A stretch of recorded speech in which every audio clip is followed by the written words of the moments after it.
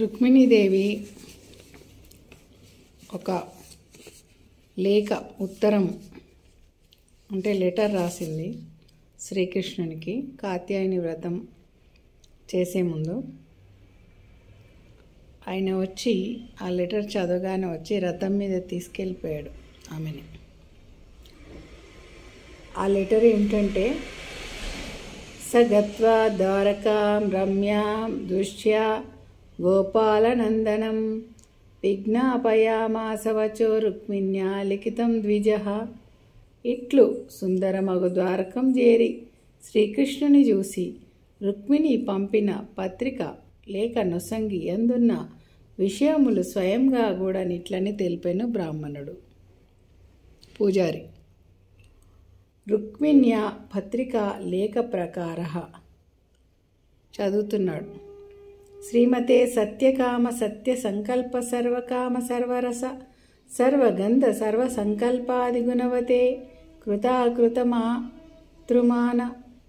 మాతృమాన మేయ భేద భిన్న సకల జగదా దారవభాసకాయ నిష్పృత్యు హానిరతిశయానంద వదీరిత బ్రహ్మలోకానందాయ విశ్వవైశ్వ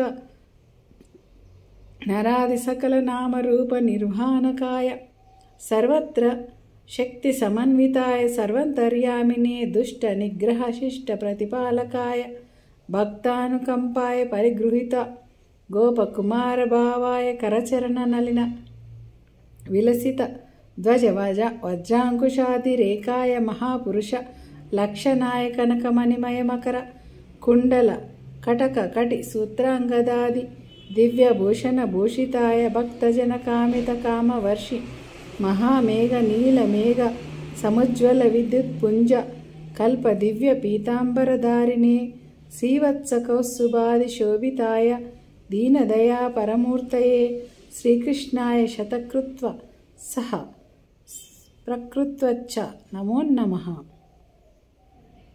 ఈ లేఖను రుక్మిణీదేవి గారు కాత్యాయని వ్రతం చేసిన తర్వాత రాసి బ్రాహ్మణునికిచ్చి దండం పెట్టింది.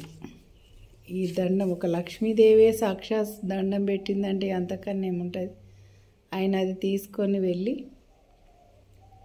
సమర్పించారు శ్రీకృష్ణుల వారికి. శ్రీకృష్ణుడు వెంటనే రథం వేసుకొని బయలుదేరి ఆమెను అన్యుల బారిన పడకుండా కాపాడి తీసుకొని వచ్చినారు రథం పైన.